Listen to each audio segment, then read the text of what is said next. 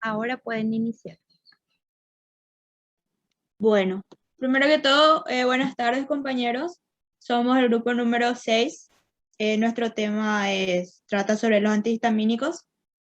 Las disertantes son la compañera Kiara Armoa y quien les habla, Karen Gutiérrez. Profe, ¿te parece si al final de la exposición te damos el nombre de todos los integrantes? Profe, Sí, sin problema. dale, profe. Bueno, siguiente, profe.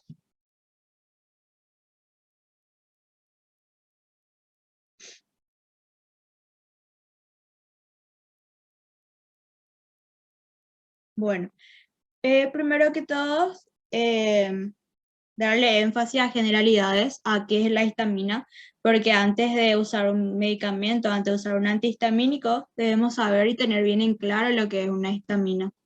La histamina es un mediador químico, eh, no es una sustancia mala, por el contrario, es muy importante en el mantenimiento de la homeostasis, también en fenómenos fisiológicos, pero ¿cuándo realmente se vuelve patológico la histamina? Cuando tenemos un exceso en el cuerpo.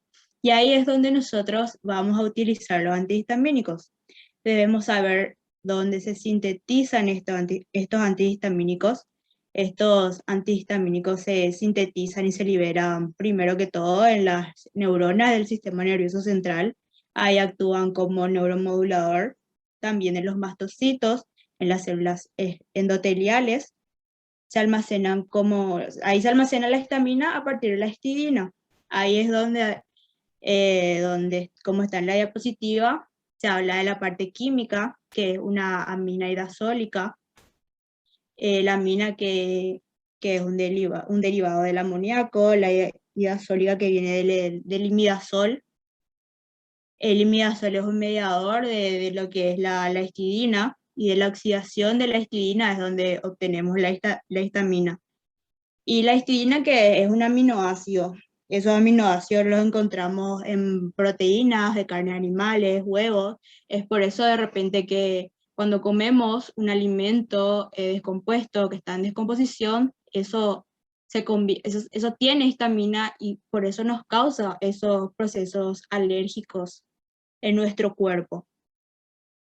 Bueno, en lo fisiológico, la histamina modula, regula la respuesta de neurotransmisores, como por ejemplo la acetilcolina, también regula funciones hipotalámicas, como la relación vigilia-sueño. Es por eso que hay algunos antihistamínicos que, que causa sueño. ¿Por qué? Porque esta histamina modula la liberación de la acetilcolina.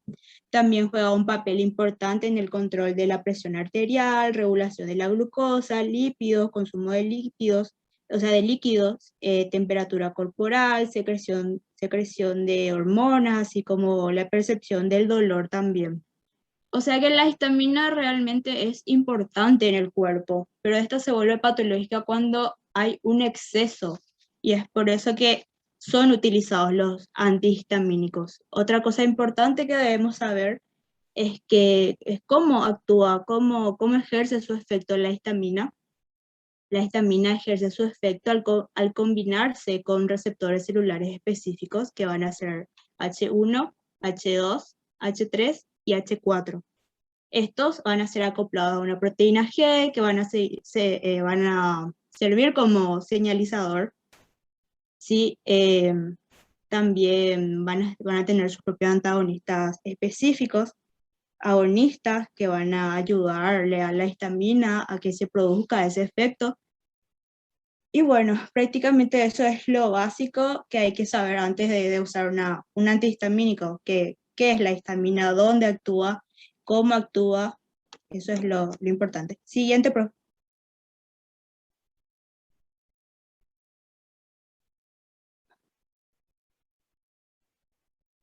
¿Y qué son los antihistamínicos? Es un fármaco que sirve para reducir o eliminar efectos de la alergia, o sea, de los efectos que causa la histamina.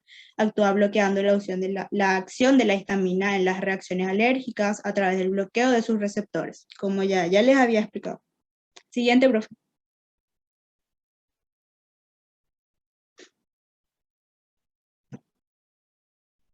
Ahora hay que saber dónde intervienen.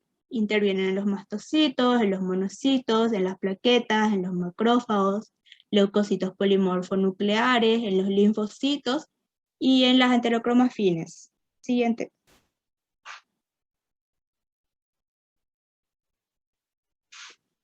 Bueno, los efectos de la histamina en el organismo pueden inhibirse mediante antagonistas fisiológicos, inhibidores de su liberación, antagonistas farmacológicos competitivos. Bueno, un antagonista fisiológico, como su nombre lo dice, un antagonista causa un efecto contrario a lo que es el agonista fisiológico, perdón, fisiológico, que esto lo que va a hacer es causar un efecto contrario a la histamina. No va a inhibir ni tampoco va a bloquearla, sino que va a dar un efecto contrario. Por ejemplo, una sedación ante la adrenalina. Y luego está el inhibidor de su liberación. Este, como su nombre lo dice, este sí va a inhibir la liberación de la histamina. Por ejemplo, en este grupo está el ketotifeno. Luego tenemos los antagonistas farmacológicos competitivos. Como antagonista va a dar un efecto contrario a lo que es el agonista. Farmacológicos competitivos, porque van a estar compitiendo constantemente con el agonista, van a estar compitiendo por ese lugar del receptor. Por eso es que estos fármacos sirven más bien como profilaxis, porque una vez que este agonista haya ocupado el lugar del antagonista, entonces ese fármaco ya no va a servir. Y esto van a funcionar una vez que la histamina se libera y va a un receptor CH1, H2, H3 y van a inhibir su efecto. Siguiente, profe.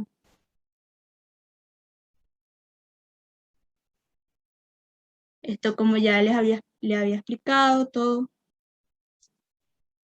Sobre eso ya expliqué, profe. Siguiente.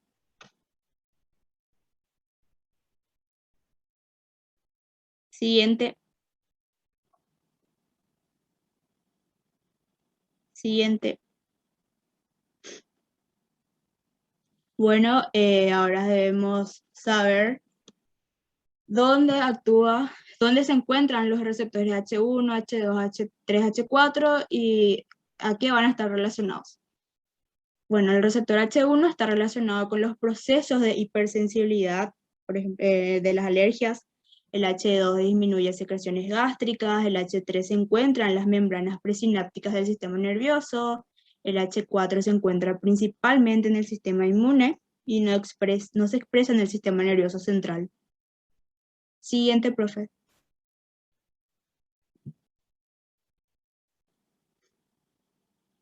Bueno, estos receptores, el H1 se encuentra en el músculo liso, por ejemplo, en los vasos sanguíneos, bronquios, intestino, en las glándulas lagrimales, salivales, bronquiales, pancreáticas e intestinales, a las H2, en las células parietales, en las glándulas gástricas, en el corazón, en el útero, el H3 circunscripto en gran medida en el sistema nervioso central, en los ganglios basales, en el hipocampo y la corteza, en los bronquios, en las vías gastrointestinales, el H4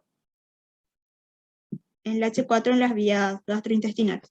Bueno, y esto es donde están situados esos receptores. Una vez que la histamina se libera, bueno, digamos que tenemos alguna reacción alérgica a un alimento, entonces va a actuar, la histamina, cuando se libera esa histamina, va a actuar en receptor H2, por ejemplo. Es así como funciona este sistema. Siguiente, profe. El receptor H1 se expliqué. Siguiente.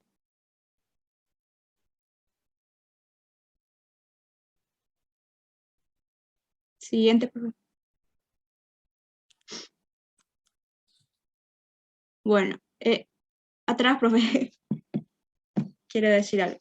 Bueno, nosotros vamos a dar más énfasis a lo que son los bloqueadores H1 y H2, porque son los que normalmente son más utilizados en medicina veterinaria, son los que tienen más investigaciones.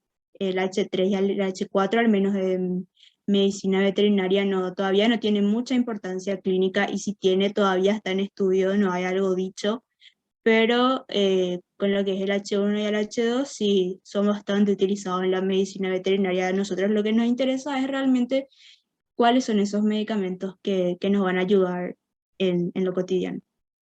Siguiente, profe.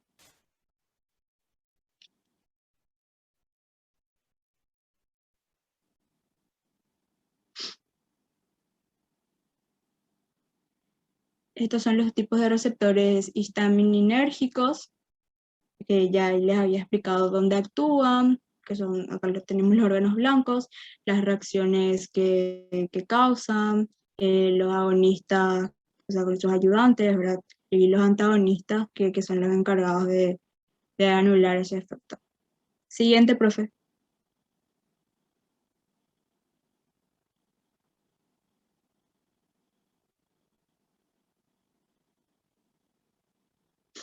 Y acá les vamos a estar hablando sobre los que son más utilizados en la medicina veterinaria. Los receptores H1,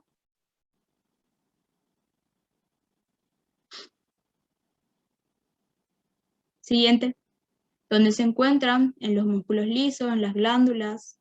Siguiente.